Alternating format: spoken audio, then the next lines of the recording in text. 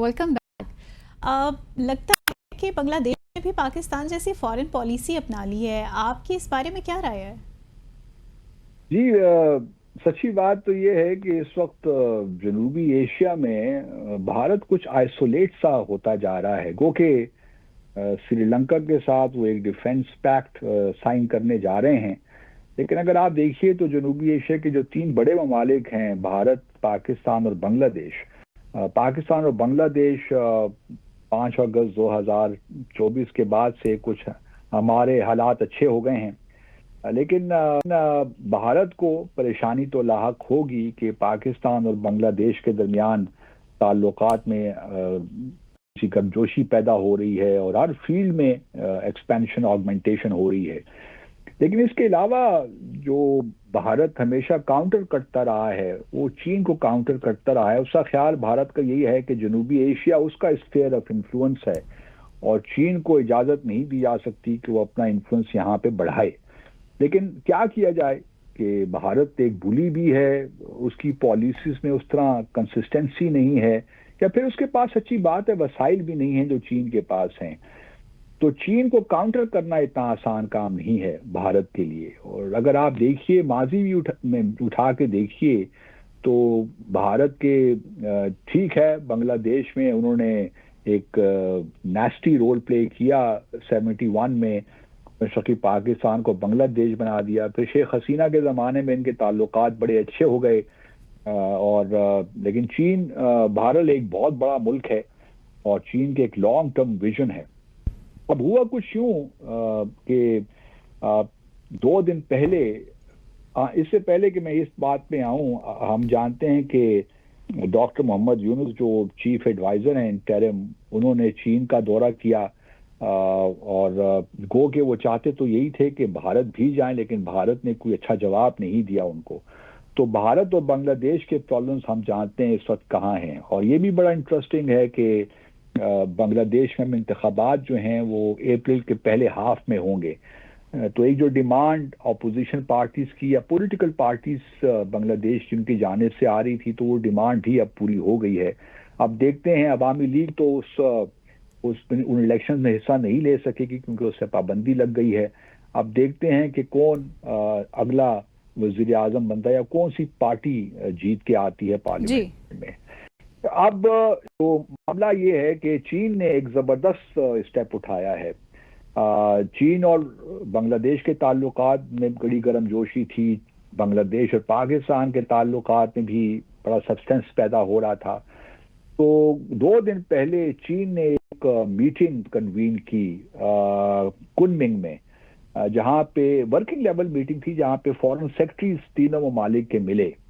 और उन्होंने इस बात पे गौर गौस किया कि किस तरह तीनों ममालिक के दरमियान जो ट्राइलेटरल प्रोसेस शुरू किया जाए और ट्राइलेटरल जो रिलेशनशिप है इसको बढ़ाया जाए। तो ये बड़ी इंपॉर्टेंट बात है और इस पे भारत में बड़ी परेशानी है, क्योंकि आपको याद होगा कि डॉक्टर मोहम्मद यूनुस जब चीन का दौरा करके आए थे तो उन्होंने 2 बयानात ऐसे दिए थे जिसमें भारत में खलबली मच गई थी। एक तो उन्होंने ये एक खास तौर पे जो उनका बयान था कि चीन बांग्लादेश के साथ ज्यादा ट्रेड करे, यहाँ इन्वेस्टमेंट करे, क्योंकि जो भारत की 7 सिस्टर स्टेट्स हैं, नॉर्थ ईस्टर्न स्टेट्स, वो लैंड लॉक्ड स्टेट्स हैं और ये जबरदस्त मौका है चीन के लिए कि वो इन स्टेट्स के साथ कारोबार करे, वहाँ पे है तिजारत और बांग्लादेश को इस्तेमाल करे ट्रांसशिपमेंट के लिए। तो भारत ने इसको बड़ी गलत उन्होंने बड़ा इस पर रिएक्ट किया कि आपने 7 सिस्टर स्टेट्स को लैंड लॉक्ड स्टेट किस तरह कह दिया। वो कोई इंडिपेंडेंट स्टेट्स तो नहीं है, वो तो भारत का हिस्सा है। और क्योंकि भारत लैंड लॉक्ड नहीं है तो वो जो नॉर्थ ईस्टर्न स्टेट्स हैं वो भी लैंड लॉक नहीं है। तो यूं ये कहा जा सकता है कि और भारत का यही कहना है कि बांग्लादेश चीन की पॉलिसीज को अपना रहा है और चीन को इनकरेज कर रहा है कि नॉर्थ ईस्टर्न स्टेट्स को अलग किया जाए भारत से। दूसरी जानिब बांग्लादेश ने एक और ही बड़ा अहम स्टेप लिया और उनके नेशनल सिक्योरिटी एडवाइजर हैं वो भी पहुंच गए, खलीलुर रहमान साहब। वो इस वक्त मेरे ख्याल में वाशिंगटन ई में हैं और उनकी मुलाकात हुई डिप्टी सेक्रेटरी ऑफ स्टेट जो हैं क्रिस्टोफर लैंडा, اور یہ ملاقات کے بارے میں بہت سی بھارت میں چمگویاں ہو رہی ہیں کہ آفٹر آل بھارت اور بنگلہ دیش کیا چاہتے ہیں، کیونکہ بھارت کا یہ خیال تھا کہ بائیڈن نے یہ جو سارا جو انقلاب آیا ہے بنگلہ دیش میں، اس کے پیچھے بائیڈن کا ہاتھ ہے یا بائیڈن ایڈمنسٹریشن کا ہاتھ ہے، اور ان کا خیال یہی تھا کہ ٹرمپ کے آنے سے ایٹ لیسٹ امریکہ بھارت کے جو انٹرسٹ ہیں یا جو بھارت کی پوزیشن ہے ویزا وی بنگلہ دیش کو سپورٹ کرے گا، لیکن ایسا ہوا نہیں۔ اب ٹرمپ تو بالکل، چونکہ پاکستان کے ساتھ تعلقات بھی ایک نئی آپ کہہ سکتے ہیں کہ ہوا نے رخ بدلا ہے، جی تو بنگلہ دیش کے معاملے میں بھی پریزیڈنٹ ٹرمپ کی جو پالیسیز ہیں جو وہ کنٹینیو ہو رہی ہیں، اور جو امریکہ نے بنگلہ دیش کو پورا یقین دلایا ہے کہ ان کے ساتھ وہ ٹریڈ بہتر کریں گے، اور یہ ہے کہ کیونکہ جو میانمار چٹاگانگ میانمار یا رکھائن اسٹیٹ کوریڈور ہے، ہیومینیٹیرین کوریڈور، اس کے بارے میں بھی امریکہ نے ایک فیوریبل اس کی انکلینیشن ہے کہ وہ اس کو سپورٹ کرے، جو کہ بائیڈن کے زمانے کی تھی چیز۔ تو یہ تمام وہ چیزیں ہیں جس پہ بھارت کو بڑے کنسرنز ہیں، اور چونکہ بھارت اپنا بھی ایک کوریڈور بنا رہا ہے، کلادان ٹرانسپورٹ کوریڈور، تو بنگلہ دیش کو لے کر میں سمجھتا ہوں کہ بنگلہ دیش جو ہے وہ بڑا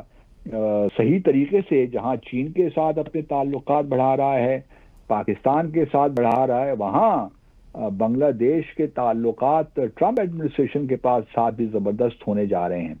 اب یہ کیا پروسیس جو ہے یہ انتخابات کے بعد بھی جاری رہے گا،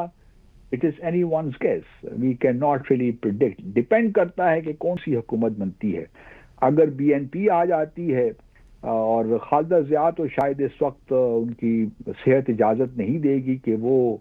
بی این پی کی حکومت کو لیڈ کریں،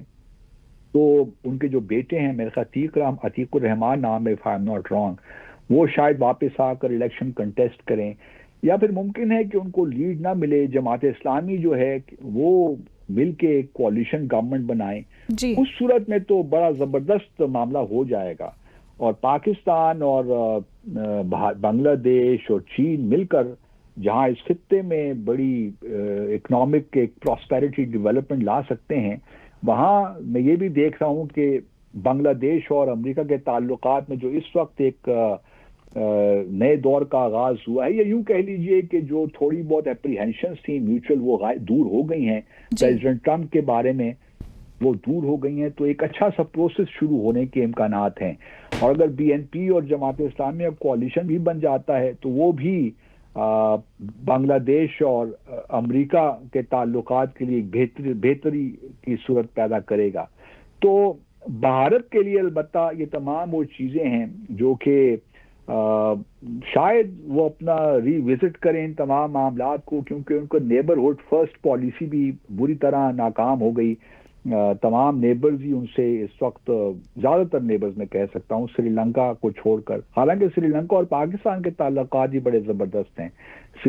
اور سری لنکا آج تک پاکستان نے جو ان کو ٹیررزم کے کانٹیکس میں جو سپورٹ دی ہے بھارت کے خلاف، یوں کہنا چاہیے، تو وہ سری لنکا نہیں بھول سکتا۔ تو بنگلہ دیش میں سمجھتا ہوں پاکستان، بنگلہ دیش اور چین کا جو ٹرائلیٹرل پروسیس شروع ہوا ہے یہ بڑا ہی خوش آئند ہے۔ جی، اسی کے ساتھ ہی آج کے ڈیسائفر ود عبدالباسط کا وقت یہاں ختم ہوا۔ منتہا حسن کو اجازت دیجیے گا، خوش رہیے گا، اللہ حافظ۔